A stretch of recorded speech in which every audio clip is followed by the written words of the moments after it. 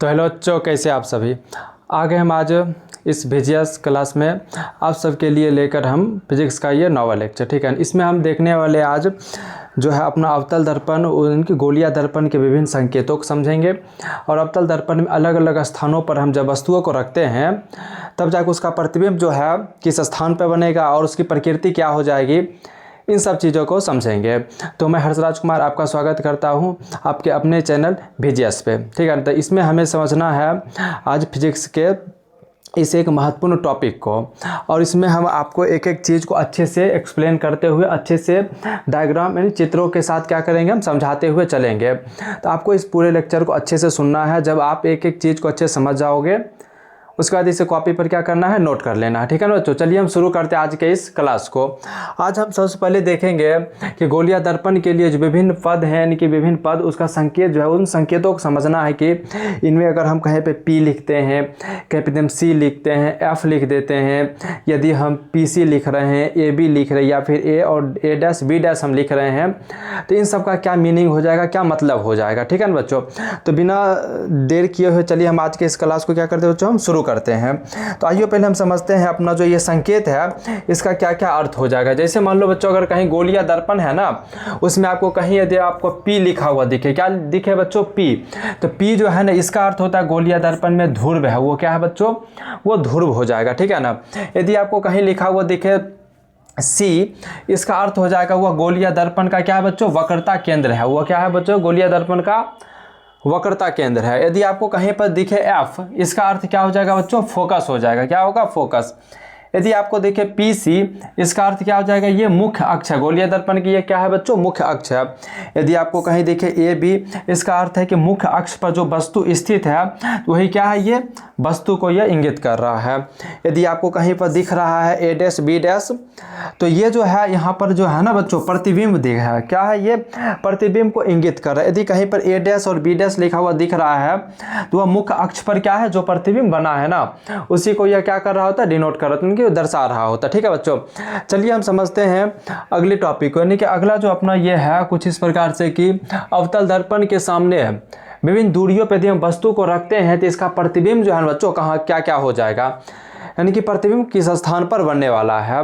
तो चलिए हम समझेंगे सबसे पहले अपना ये कि जो ये अपना अवतल दर्पण बोला गया, तो अवतल दर्पण के पहले किस प्रकार से बनता है।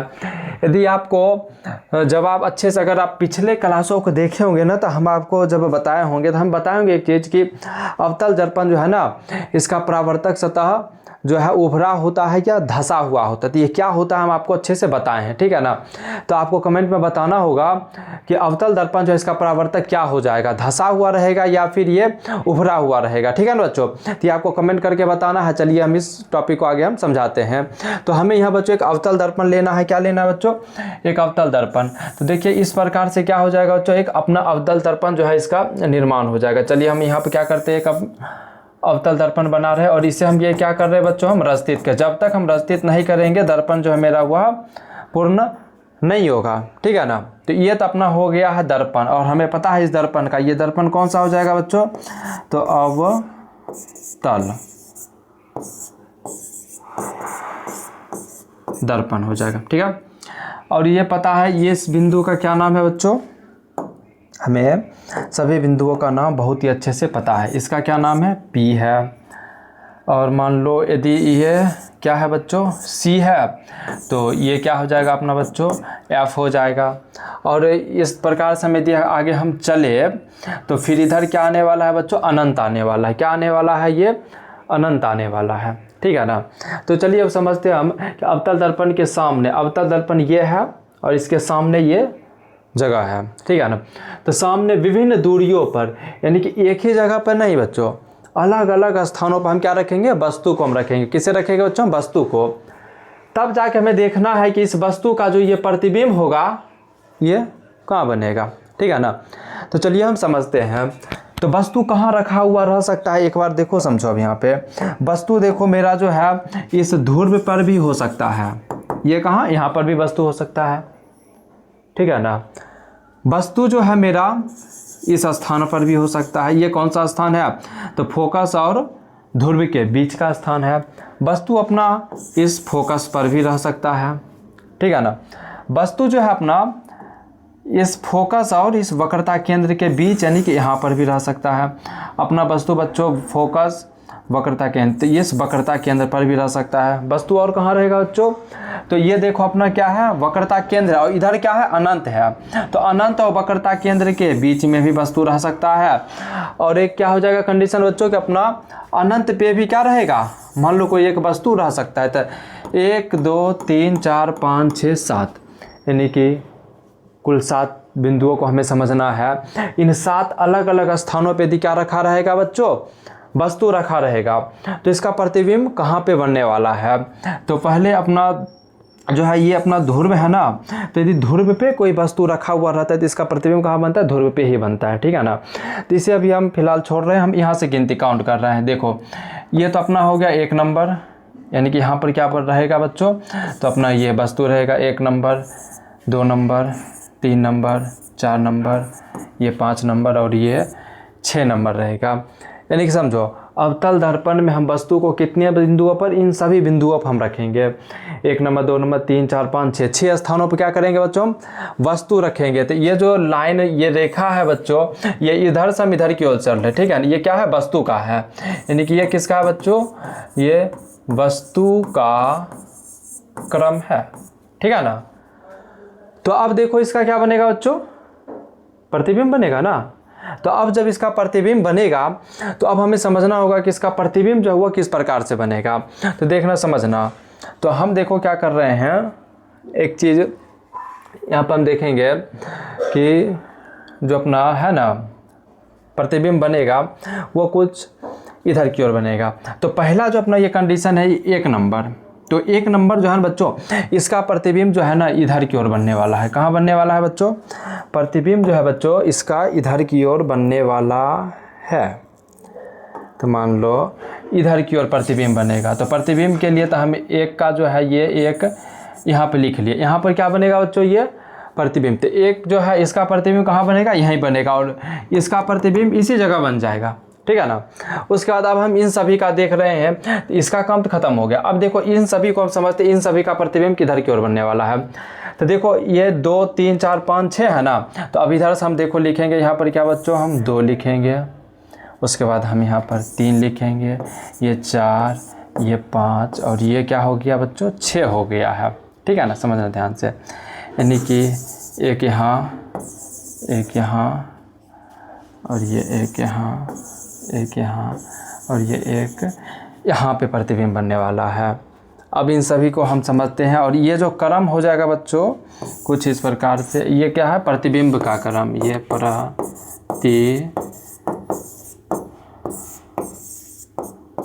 का ये क्रम हो जाएगा, ठीक है ना, क्रम।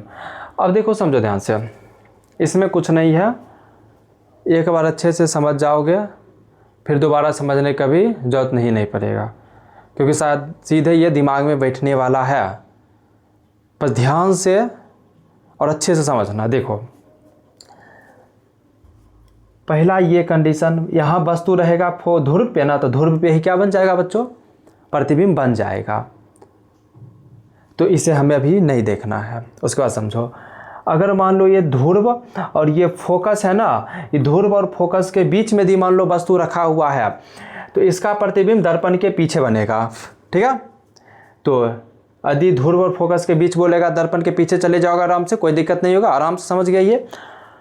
अब ये समझो, ठीक है ना, यहाँ से अगर मान लो यहाँ से क्या होगा कि यदि हम यहाँ फोकस में बता रहे, यदि हम दर्पण के पास हैं, वस्तु दर्पण के क्या है, नज़दीक है, प्रतिबिंब क्या बनेगा, दर्पण से उतना ही दूर बनेगा।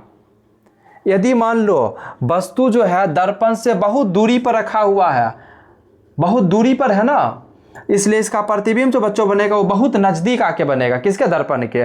दर्पण के ये क्या हो जाएगा, नज़दीक होगा। इसका मतलब समझो, यदि वस्तु दर्पण के पास रहेगा, प्रतिबिंब कहाँ बनेगा, दूर बनेगा, ठीक है ना। यदि वस्तु जो है दर्पण से दूर रहेगा, प्रतिबिंब कहाँ बनेगा बच्चों, पास में बनने वाला है, ठीक है ना। यानी कि समझो इसका जो प्रतिबिंब बन रहा है बच्चों कुछ इस प्रकार से बन रहा है, समझना ध्यान से। यहाँ जो हो रहा है, ये जो 2 नंबर है ना, इसका प्रतिबिंब बच्चों बन रहा है इस जगह पे, अपना ये जो 3 नंबर है इसका प्रतिबिंब बन रहा है यहाँ पर, और ये जो 5 नंबर है इसका प्रतिबिंब यहाँ बन रहा है, 6 नंबर जो है इसका प्रतिबिंब यहाँ बन रहा है, और 4 नंबर का तो प्रतिबिंब यहीं पे बन जा रहा है। ठीक है ना। इसमें देखो हो क्या रहा है कि जो वस्तु यहाँ पर रखा हुआ है, वस्तु यहाँ जो रखा हुआ है ना बच्चों, यानी कि इस स्थान पे वस्तु के यानी कि प्रतिबिंब के पास में, तो जैसे जैसे हम यानी कि वस्तु को क्या करेंगे, इस दर्पण से हम दूर लेकर जाएंगे। वस्तु कहाँ ले जाएंगे बच्चों, हम दर्पण से हम दूर लेकर जाएंगे, वैसी प्रतिबिंब क्या हो जाएगा, दर्पण के पास आते जाएगा। दर्पण के पास क्या आते जाएगा बच्चों, प्रतिबिंब आते जाएगा। यदि प्रतिबिंब मान लो दर्पण से दूर जा रहा है ना, इसका मतलब वस्तु कहाँ है, दर्पण के पास स्थित है। अब ये कैसे समझो, ये जो है वस्तु है, वस्तु 2 नंबर पे है, तो बताओ अब प्रतिबिंब इसका कहाँ बन रहा है, इस जगह पे बन रहा है। 2 नंबर वस्तु का प्रतिबिंब 2 नंबर पे बना ना। तो अब इस दोनों एक चीज देखो, नोटिस करो कि तुम्हें दर्पण के पास कौन नजर आ रहा है, दर्पण के पास कौन नजर आ रहा है बताओ, वस्तु। अब प्रतिबिंब क्या है, दूर है। इसका अर्थ क्या निकाल रहे हो कि यदि दर्पण के पास वस्तु रहेगा, प्रतिबिंब कहाँ बन जाएगा बच्चों, दूर। अगर मान लो थोड़ा और हम कहाँ गए, दर्पण से हम दूर गए, तो प्रतिबिंब क्या आएगा, पास आएगा, दर्पण के पास आएगा। यदि हम दर्पण से दूर जाएंगे, प्रतिबिंब क्या होएगा, पास आएगा। हम 3 नंबर पाए, प्रतिबिंब यहाँ बन गया ना। और थोड़ा हम दर्पण से दूर गए, 4 नंबर पाए, तो बराबर बराबर दूरी पाए, तो देखो प्रतिबिंब बराबर बन गया। हम दर्पण से थोड़ा और ज़्यादा दूर चले गए, तो प्रतिबिंब थोड़ा और नज़दीक दर्पण के बन गया। हम दर्पण से बहुत दूर चले गए, प्रतिबिंब दर्पण के बहुत नज़दीक बन गया है। ठीक है। अब थोड़ा समझो फिर से। अगर मान लो इस 6 नंबर को हम देखें और इस 6 नंबर को देखें, तो ये 6 नंबर प्रतिबिंब है और ये 6 नंबर क्या बच्चों, वस्तु है। अगर मान लो दर्पण के पास प्रतिबिंब बन रहा है, इसका अर्थ वस्तु दूर है। ठीक है ना। जैसी प्रतिबिंब जो है वह प्रतिबिंब दर्पण से दूर जाएगा, प्रतिबिंब दर्पण से दूर जाएगा। मान लो प्रतिबिंब 6 नंबर पे अब 5 नंबर बनेगा, तो बताओ वस्तु क्या होगा, दर्पण के नज़दीक आएगा। तो 6 नंबर से 5 नंबर देखो नज़दीक हो गया, दर्पण के नज़दीक ही ना इसके मुकाबले। अब 4 नंबर पर जैसी वस्तु आएगा तो प्रतिबिंब बराबर बन जाएगा, सामने सामने। वस्तु थोड़ा और पास आ जाएगा 3 नंबर पे, प्रतिबिंब थोड़ा और दूर चल जाएगा। वस्तु दर्पण के बहुत नज़दीक आ जाएगा। ठीक है ना। तो प्रतिबिंब जो है अब बहुत दूर बनेगा दर्पण से। समझ रहे हो इतना। तो यही देखो बच्चों है अवतल दर्पण के सामने विभिन्न दूरियों पर रखे वस्तु का प्रतिबिंब। यानी कि जब हम इन अवतल दर्पण के सामने जो है ना, हम अलग अलग स्थानों पर हम क्या रख रहे हैं, वस्तु को रख रहे हैं, तो प्रतिबिंब क्या बन रहा है, अलग अलग स्थानों पे बन रहा है। यहाँ अभी फिलहाल बस एक ही चीज़ को ध्यान रखना है। क्या रखना है कि वस्तु यदि दर्पण के पास रहेगा, प्रतिबिंब दर्पण से दूर बनेगा। और दूसरा लाइन, प्रतिबिंब यदि दर्पण के पास बन रहा है, वस्तु दर्पण से दूर होगा। ठीक है। यही 2 पॉइंट को क्या करना है बच्चों, अभी फिलहाल आपको ध्यान में रखना है। अब आप सोच रहे होंगे ये यहाँ पर है तो प्रतिबिंब कैसे यहाँ पे बन रहा है। यदि यहाँ वस्तु है तो इस जगह का क्या नाम है, प्रतिबिंब यहाँ बन रहा है तो इस स्थान का क्या नाम हो जाएगा। प्रतिबिंब उल्टा है कि सीधा है, वास्तविक है कि काल्पनिक है। प्रतिबिंब अगर मान लो वस्तु यहाँ पर 4 मीटर का है, तो प्रतिबिंब कितने मीटर का बन रहा है, 4 का ही, 5 का, कितने का। यानी कि हमें देखना है कि वस्तु के मुकाबले प्रतिबिंब जो बन रहा है वो छोटा बन रहा है कि बड़ा बन रहा है। ठीक है ना। इन सभी बिंदुओं को हमें क्या करना बच्चों, समझना है। तो ये हम आगे अभी समझेंगे। ठीक है ना। तो इतना ओवरऑल आपको क्लियर हो गया होगा। हमें इसमें पढ़ना क्या है कि अलग अलग इन सब जगह पर हम वस्तु को रखेंगे और आपको हम दिखाएंगे प्रतिबिंब कैसे और कहाँ बन रहा है। ठीक है ना। तो हम शुरुआत कहाँ से करने वाले हैं, इस 1 नंबर से। ठीक है। और 1 नंबर में कहाँ है वस्तु, तो फोकस और ध्रुव के बीच में है ना। तो इसी टॉपिक से हम क्या करेंगे, इसको हम समझाएंगे। तो ये आशा है कि आपको ये टॉपिक अच्छे से क्या हो जाएगा, हुआ होगा, समझ आ गया होगा। ठीक है बच्चों। अब इसमें एक एक चीज़ को चित्र के साथ समझना है, नाम समझना है ना, वो आगे हम समझाएंगे। पर अभी जो हम बताए 2 पॉइंट, वस्तु पास प्रतिबिंब दूर, प्रतिबिंब पास वस्तु दूर, इतना तो आपको आसानी से क्लियर हो गया होगा। यदि हो गया है पहला पॉइंट, यदि क्लियर हो गया है तो आपका क्या करना है बच्चों, आपको क्या करना है, अच्छे से कमेंट में लिख देना है कहाँ सर समझ आ गया है। यदि आपको समझ आ गया है तो कमेंट में क्या करना है, हाँ सर समझ आ गया, ये लिखना है। ज़्यादा नहीं समझना, जो 2 बात बोले बस उतना ही समझना, ज़्यादा मत समझो। अभी आगे समझाएंगे तब जाकर समझना, ठीक। अभी जितना बोले उतना ही समझना। समझ आया कमेंट में अभी तुरंत लिखोगे हाँ सर समझ आ गया है, ठीक है ना। उसके बाद चलिए अब आगे हम समझेंगे। अगर नहीं समझ आया एक बार रिपीट कर लेना वीडियो को, फिर से दोबारा आराम से अच्छे से क्लियर हो जाएगा, ध्यान से देखना। चलिए अब हम आगे समझते हैं। अलग अलग स्थान पे हम वस्तु को रख रहे हैं ना, तो प्रतिबिंब कहाँ बना उसका हम परिभाषा भी देखेंगे बच्चों, ठीक है ना। परिभाषा भी हमें समझना है, ऐसे नहीं हम निकल जाएंगे, ठीक है ना। तो चलिए हम समझते हैं अब। तो यहाँ पहले हम इसका जो है ना बच्चों हम डिफिनेशन लिख लेते हैं। यदि हम डिफिनेशन यहाँ लिख लेंगे तो हमें क्या हो जाएगा, सारे चीज़ आसानी से समझा लेंगे हम, ठीक है ना। सारे चीज़ों को हम क्या कर देंगे बच्चों, हम बहुत ही आसानी से हम समझा देंगे। तो चलिए हम लिखते हैं यहाँ पर। देखो हमें यहाँ क्या लिखना है, जब वस्तु अवतल दर्पण के फोकस और ध्रुव के बीच स्थित हो। अभी आपको हम बताए ना वस्तु कहाँ होगा, 1 नंबर वाला कहाँ रखा हुआ था, आपको कमेंट में बताना है कि गोलिया दर्पण में, अवतल दर्पण में जो हम प्रतिबिंब बताए हैं, तो 1 नंबर के स्थान वाला जो वस्तु है वह किन 2 बिंदुओं के बीच रखा हुआ है। 1 नंबर वाला वस्तु किन 2 बिंदुओं के बीच रखा हुआ है, आपको कमेंट में बताना है, ठीक है। चलिए इसे हम शुरू करते हैं अब। जब वस्तु अवतल दर्पण के फोकस और ध्रुव के बीच स्थित हो, तो चलिए इसका परिभाषा पहले हम लिख लेते, फिर हम चित्र में हम समझेंगे, ठीक है बच्चों ना। तो चलिए आइए हम लिखते हैं इसकी परिभाषा को। जब वस्तु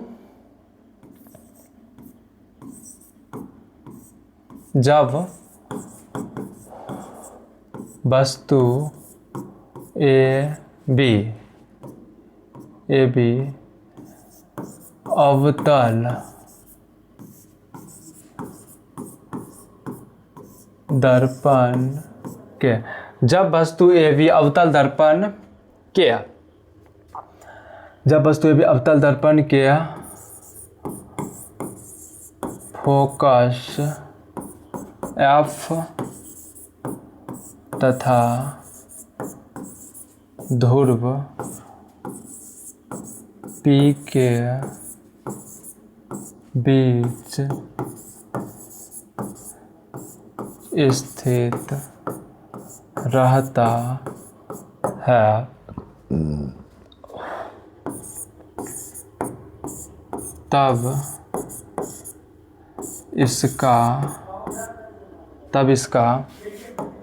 है,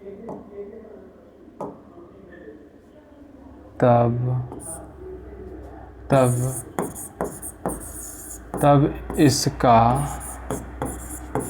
प्रतिबिंब दर्पण के पीछे बनता है। जब वस्तु ए बी अवतल दर्पण के फोकस एफ तथा ध्रुव पी के बीच स्थित रहता, तब इसका प्रतिबिंब ए डैश बी डैश, यहाँ तब इसका प्रतिबिंब बच्चों, तब इसका प्रतिबिंब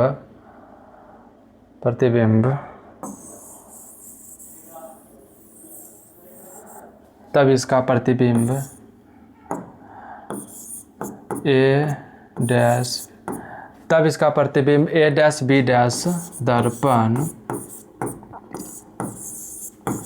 के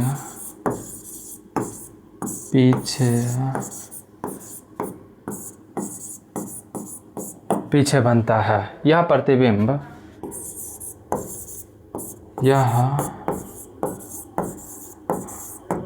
प्रतिबिंब आभासी, यह प्रतिबिंब आभासी सीधा और वस्तु से बड़ा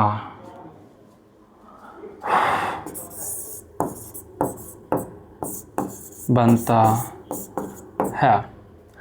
देखो बच्चों, जितना चीज़ अभी हम बताए थे थोड़ा देर पहले, आगे भी हम समझाएंगे इसको अच्छे से, सारा चीज़ लिखा गया है। देखो, जब वस्तु ए बी अवतल दर्पण के फोकस एफ तथा ध्रुव पी के बीच स्थित रहता है, तब इसका प्रतिबिंब ए डैश बी डैश दर्पण के पीछे बनता है। यह प्रतिबिंब आभासी सीधा और वस्तु से बड़ा बनता है, वस्तु से बड़ा बनता है। चलिए एक बार हम चित्र में भी इसे हम देख लेते हैं कि कैसे क्या है, ठीक है ना। तो इसे हम क्या करते हैं बच्चों, हम अब तो हम चित्र में देख लेते हैं, ठीक है ना। यदि हम यहाँ चित्र में देख लेंगे चीज़ों को तो हमें काफ़ी आसानी और सरलता से क्या हो जाएगा, चीज़ें हमें समझ आ जाएगी, ठीक है ना।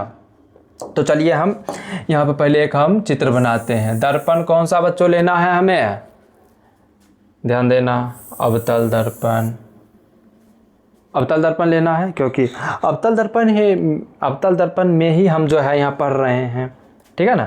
जब अवतल दर्पण में हम पढ़ रहे हैं तो अवतल दर्पण हम लेंगे, ठीक है। तो चलिए यहाँ पर हम अवतल दर्पण ले लिए। भाई एक मिनट, पसीना पसीना हो गए।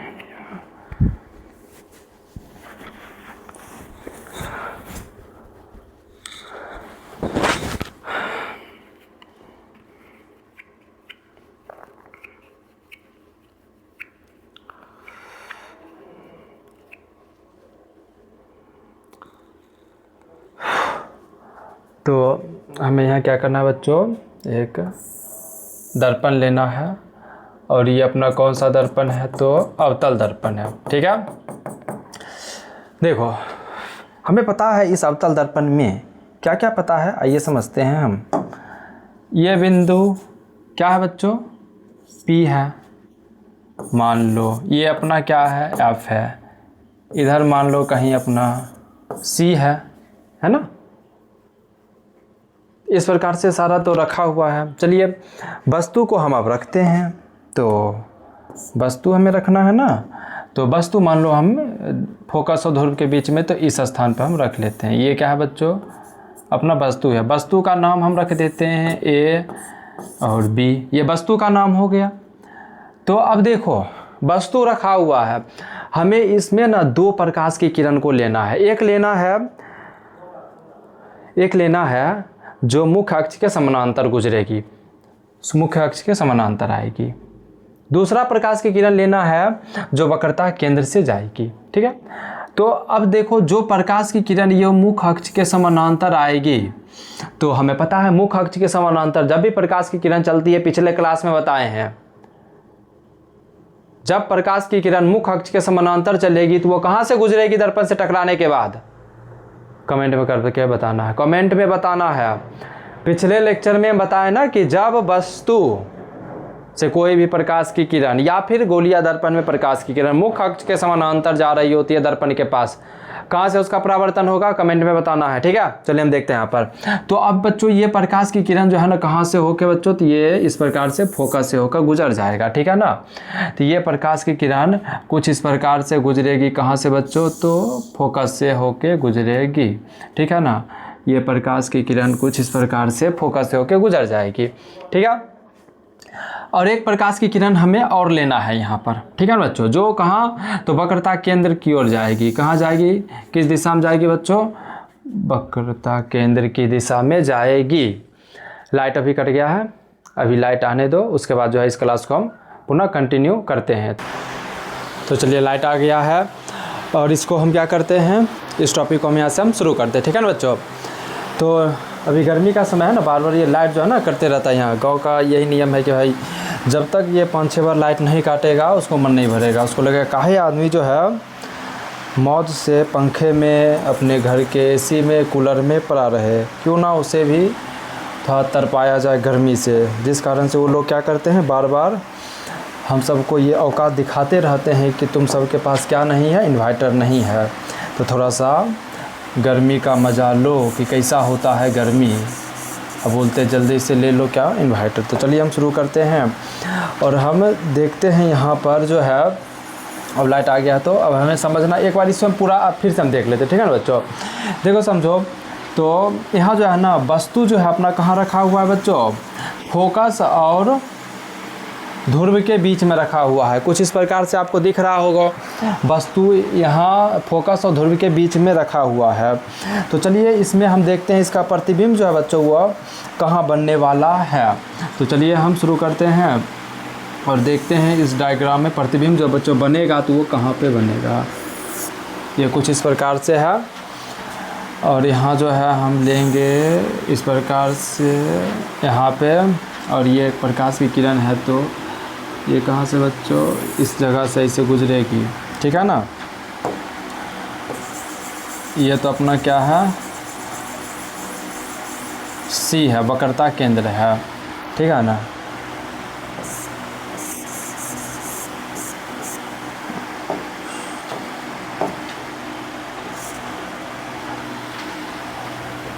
वक्रता केंद्र सी है।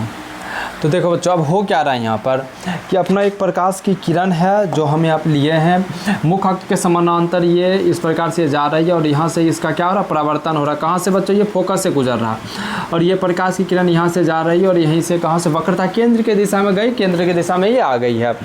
ये मुख्य अक्ष के समानांतर गया और ये कहाँ से, तो बच्चों फोकस से ये गुजर गया है। कहाँ से गुजर गया बच्चों, ये फोकस से गुजर गया है। तो चलिए अब इसका प्रतिबिंब हमें देखना है कि कहाँ बनेगा और किस प्रकार से बनेगा।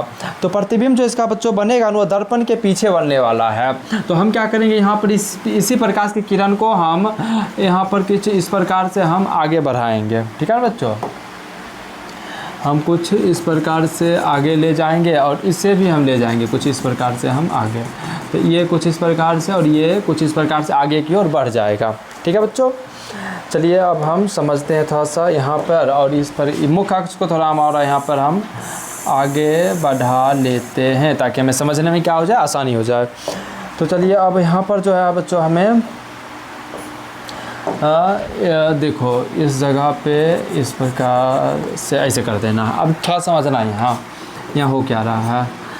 देखो जो प्रतिबिंब बच्चों बनेगा ना इस स्थिति में, किस स्थिति में, जब वस्तु कहाँ पर अपना है, फोकस और ध्रुव के बीच में। जब वस्तु फोकस और ध्रुव के बीच में स्थित रहे तब इसका प्रतिबिंब बच्चों दर्पण के पीछे बनता है। कहाँ बनता है बच्चों, दर्पण के पीछे। प्रतिबिंब को किससे बच्चों, हम तो ए डैश और हम बी डैश से इंगित करते हैं, ठीक है। तो अब यहाँ पर जो है ना ये तो दर्पण के पीछे क्या बना, प्रतिबिंब बना, क्या बना, दर्पण के पीछे प्रतिबिंब बन गया है। अब देखो ये जो प्रतिबिंब है ना बच्चों, देखो दर्पण मुख्य अक्ष के ऊपर बना है। कहाँ बना है बच्चों, ये मुख्य अक्ष के जो है ना ऊपर बना है। तो कुछ बिंदु होंगे जिन्हें हमें यहाँ ध्यान रखना है, क्या क्या समझो अब। तो यहाँ जो है बच्चों ये जो बना है ना मुख्य अक्ष के ऊपर, इनकी दर्पण के पीछे प्रतिबिंब। तो वस्तु का प्रतिबिंब कहाँ बच्चों बना है, दर्पण के पीछे बना है। उसके बाद अगला पॉइंट देखो, मुख्य अक्ष के ऊपर बना है। कहाँ बना है बच्चों, मुख्य अक्ष के ऊपर, मुख्य अक्ष के ऊपर बना है। उसके बाद और क्या है बच्चों, ये प्रतिबिंब जो है ना बच्चों वो वस्तु की अपेक्षा क्या बना है बच्चों, सीधा बना है। कैसा बना है बच्चों, सीधा बना है। उसके बाद जो है ये और कैसा है, तो देखो ये आभासी है, ये वास्तविक प्रतिबिंब नहीं है। जब टूटी हुई रेखाओं से दिखाया जाता है ना किसी चीज़ को तो वो आभासी होता है। क्या होता है बच्चों, आभासी। तो यहाँ जो बच्चों प्रतिबिंब जो अपना है ये कैसा है, तो ये अपना आभासी प्रतिबिंब है, ठीक है। ये काल्पनिक है।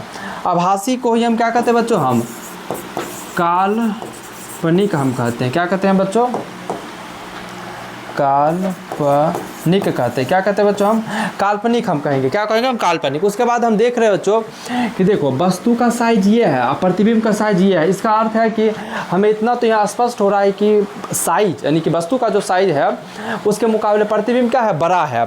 तो यहाँ जो बच्चों बन रहा है वह क्या बन रहा है, प्रतिबिंब। प्रतिबिंब जो बन रहा है बच्चों, प्रतिबिंब ये बड़ा बन रहा है। क्या बन रहा है बच्चों, बड़ा प्रतिबिंब बन रहा है, ठीक है ना। तो अब देखो और वस्तु कहाँ रखा हुआ है, दर्पण और दर्पण फोकस F और P के बीच रखा हुआ है वस्तु, ठीक है ना। वस्तु F और P के बीच रखा हुआ है, दर्पण के पीछे प्रतिबिंब बना है, मुख्य अक्ष के ऊपर बना है जो हमें स्पष्ट रूप से समझ आ रहा है। ये प्रतिबिंब वस्तु का अपेक्ष एकदम सीधा है, उसका आभासी काल्पनिक पर जो मुख्य अक्ष के ऊपर रहेगा ना जो सब आभासी होगा, क्योंकि इसे हम टूटी रेखाओं से दिखा रहे हैं, ठीक है। आभासी ये काल्पनिक है, वास्तव में इमेज नहीं होता, बस हमें ऐसा दिख रहा है उधर है पर है नहीं वो। उसके बाद ये बड़ा है वस्तु के सापेक्ष, ये क्या है वस्तु, प्रतिबिंब बड़ा है, ठीक है ना। तो अब देखो इस प्रकार से हमें जो है ना, अभी देखो हम क्या क्या समझ चुके हैं। हम गोलीय दर्पण के विभिन्न पदों को हम समझे हैं। अवतल दर्पण में विभिन्न स्थान पे वस्तु को हम रखेंगे तो प्रतिबिंब कहाँ बनने वाला है। उसके बाद जो है हम जब वस्तु अवतल दर्पण के फोकस और ध्रुव के बीच रहेगा तो ये प्रतिबिंब कहाँ पे बनेगा, टॉपिक। और इसका ये पूरा का पूरा ये क्या हो गया बच्चों, यहाँ पर इसका डेफिनेशन हो गया है। और अगले स्लाइड पर हम इस चित्र को भी अच्छे से हम समझ लिए हैं। आगे अब समझना है बच्चों हम, जब वस्तु अवतल दर्पण के फोकस पर स्थित हो, कहाँ बच्चों स्थित हो, अवतल दर्पण के फोकस पे। जब वस्तु अवतल दर्पण के फोकस पे स्थित होता है तब इसका प्रतिबिंब कहाँ बनेगा, आपको ये बताना है। तो इसे जो है बच्चों हम अब अगले क्लास में हम देखने वाले हैं। तो आज के लिए हम क्या करते हैं, इस क्लास को हम यहीं पर हम समाप्त करते हैं बच्चों, ठीक है ना। तो जल्द ही आपके बीच एक अगला सेशन यानी कि अगला क्लास आने वाला है, यानी कि 10वां लेक्चर, जिसमें हम आगे के बिंदुओं को हम समझेंगे। यानी कि अवतल दर्पण में 5 स्थिति और बच गया, उन सबों को भी हमें क्या करना है बच्चों, अच्छे से समझ लेना है, ठीक है ना। तो एक एक चीज़ को हमें विश्वास है कि आपको अच्छे से समझ आ गया, और नहीं समझ आया टेंशन नहीं लेना है, एक बार और अच्छे से देख लेना। कैसा लगा ये क्लास आपको, एक बार कमेंट में ज़रूर बताना है, ठीक है ना। एक बार कमेंट में आपको बताना है क्लास आपको कैसा लगा। यदि आपको लगता है कि इस वीडियो में कुछ और सुधार किया जाए और आने वाले क्लासेस में कुछ सुधार किया जाए ताकि वीडियो और बेहतर हो जाए और आपको भी समझने में, लोगों को भी समझने में क्या हो, आसानी हो, तो आप क्या कर सकते हैं, कमेंट करके हमें बता सकते हैं। अगर आपको कहीं लगे कि हाँ यहाँ सुधार होना चाहिए, आप हमें कमेंट करके बताएं। यदि नहीं लग रहा है आपको तो आप फिर अच्छा लिखें, या जो है आप हमें कुछ अच्छे से कमेंट करके हमारे मनोबल को क्या कर सकते हैं, आप बढ़ा सकते हैं, ठीक है ना। तो चलिए आज के लिए हम यही क्लास को क्या करते हैं, समाप्त करते हैं। तो मेरा नाम जो है वो हर्षराज है और ये मैं आप VGS प्लेटफॉर्म पर आपको पढ़ा रहे हैं और इस पर ये निरंतर क्लास आती रहेगी। आज के लिए इतना ही, धन्यवाद क्लास। चलिए आज के सेशन के हम समाप्त करते हैं।